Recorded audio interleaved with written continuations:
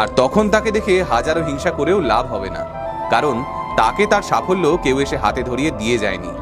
দিন রাত এক করে সব রকম আয়েশ আনন্দ থেকে নিজেকে সরিয়ে রেখে সে খেটেছে। অন্যের দয়ার জন্য সে চুপচাপ বসে অপেক্ষা করেনি। উঠে দাঁড়াও, নিজের বিবেককে জাগিয়ে তোলো, নিজের পরিস্থিতিকে নিজের হাতে বদলাও। যা পাওয়ার স্বপ্ন দেখেছো এতদিন, নিজে গিয়ে উপার্জন করে নিয়ে এসো সেটা। যেদিন তোমার মধ্যে সত্যিকারের জয়ের খিদে জাগবে, সেদিন নিজেই তুমি বুঝতে পারবে এতদিন ধরে যে অজুহাতগুলো দিয়ে আসছিলে সেগুলো আসলে মিথ্যে, ভীষণ ভীষণ মিথ্যে। বরং এই সমস্ত অজুহাতগুলোই তোমাকে তোমার লক্ষ্যের থেকে দূরে সরিয়ে রেখেছিল এতদিন। যা বলছি তা ঠান্ডা মাথায় একটু শোনো। নিজেকে বোঝাও যে এখনো হাতে সময় আছে। যখন তুমি স্থির করবে যে এবার যুদ্ধে নামা উচিত, মনে রাখবে ঠিক সেই সময় থেকে যুদ্ধ শুরু হচ্ছে। শুধু চ্যালেঞ্জ নিতে হবে, তোমায় করে দেখাতে হবে। কোনো কিছুই নিজের থেকে তোমার কাছে এসে ধরা দেবে না।